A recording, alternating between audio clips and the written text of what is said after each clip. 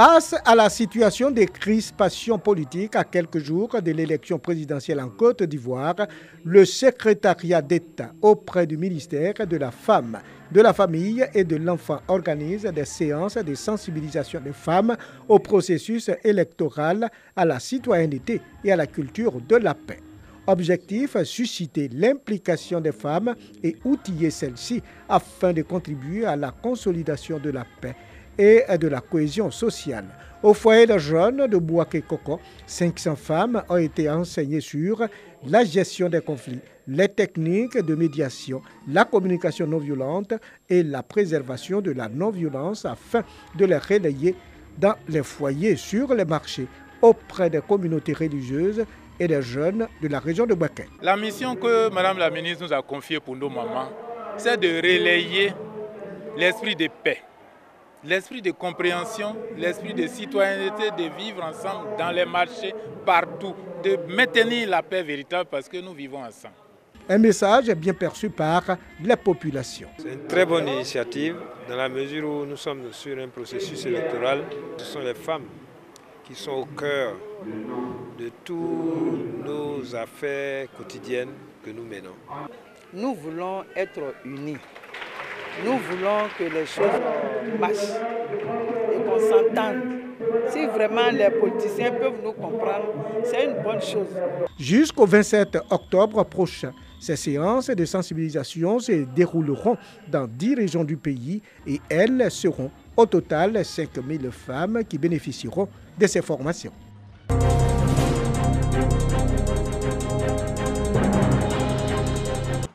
Place publique du village de Garkan.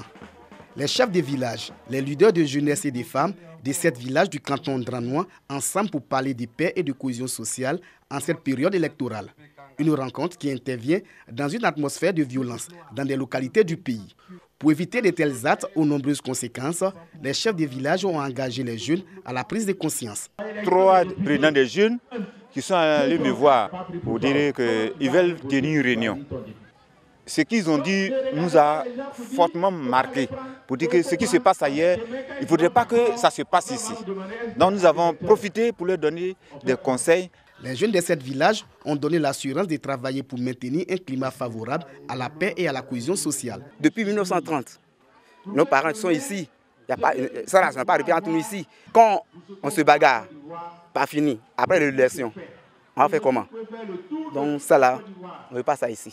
Et monsieur, il faut la paix, la cohésion sociale. On va se réunir les jeunes pour que tout se passe bien. Pour l'initiateur de cette rencontre d'échange et de sensibilisation, la promotion de la paix et de la cohésion sociale doit être l'affaire de tous. Quand on entend ce qui se passe dans quelques villages, il était normal que je vienne réunir mes parents pour leur parler de paix.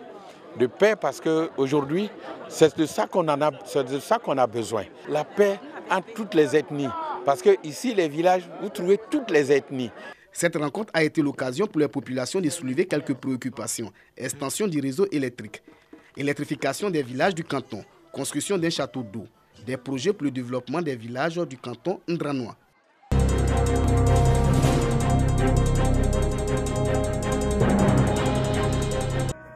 L'association pour le bien-être des albinos de Bouaké a fait don de kits scolaires aux écoliers en situation de handicap dans la commune. La cérémonie de remise des dons s'est déroulée au centre social de la localité sous le thème « Sensibilisation des enfants en situation de handicap et parents pour une scolarité réussie ». Selon la principale donatrice, Asana Adia Bakayoko, cette action vise à valoriser les enfants en situation de handicap. Pour notre deuxième édition, nous avons décidé de récompenser 96 enfants en situation de handicap. Ce qui veut dire que dans ce don de cette année, nous avons des albinos, nous avons des enfants aveugles, des enfants handicapés auditifs et des enfants handicapés moteurs. On n'a vraiment pas voulu rester uniquement dans le bloc des enfants albinos parce qu'on se dit que les enfants en situation de handicap, c'est tout un lot. Il ne faut pas prendre un et laisser les autres. Sinon, c'est encore une discrimination dans une discrimination. Les parents des bénéficiaires remercient la donatrice pour ses actions qui contribuent à la valorisation des conditions de vie des personnes en situation de handicap. Nous tenons à remercier tous les donateurs de cette cérémonie.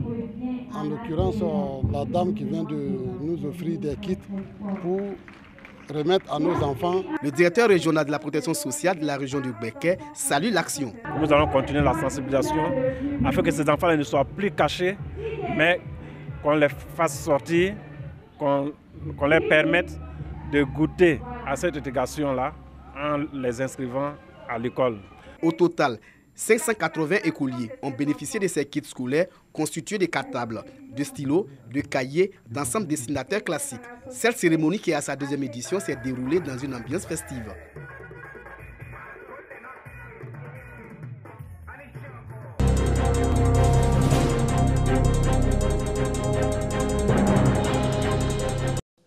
En milieu rural, difficile est la condition de vie des personnes atteintes de troubles visuels.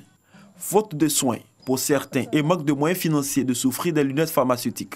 Dans le département de Soubré, précisément à Grands-Atri, le Lions Club a décidé de voler au secours des malades de troubles visuels. Le Lions Club Zone 312 a initié une consultation foraine, une activité qui impactait plus de 300 personnes du milieu rural avec le dépistage des maladies oculaires. À cette occasion, la structure a offert 55 paires de lunettes. Sensible aux souffrances des populations, les clubs de la zone 312, avec à sa tête le club de Soubré, qui sont mobilisés pour apporter leur soutien aux populations des Atri concernant l'œuvre de la vue, où il s'agit de dépister les maladies oculaires et d'apporter des lunettes subventionnées aux populations qui sont dans le besoin. Jean-Marc Kouakou a expliqué également que cette cérémonie de remise de paires de lunettes s'inscrit dans le cadre de la mise en œuvre des Lions Club.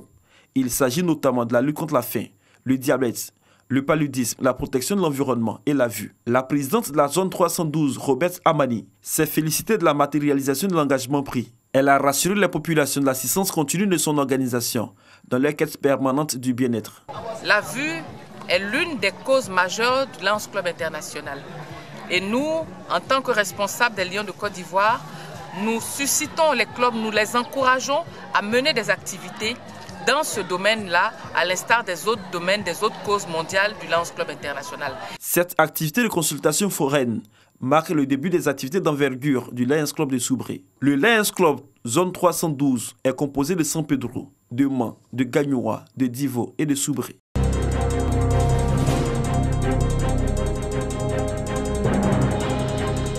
Les cadres ressortissants du Grand Divo ont décidé de parler d'une seule voix. Suite à une assemblée générale constitutive, est née l'Union des cadres du Grand Divo, UCDG.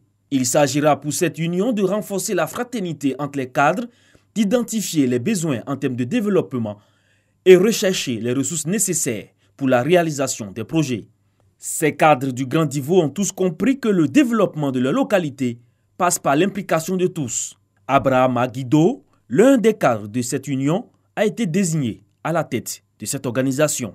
Participer désormais de façon très active et de façon concertée dans un leadership partagé et concerté au destiné de notre région. C'est une équipe qui va travailler pour tout le monde. Le Grand Divo regroupe les départements de Divo, Lakota, Guitry, Fresco, Grand Laou et Sassandra. L'installation de cette union marque ainsi un nouveau départ pour le développement de ces localités.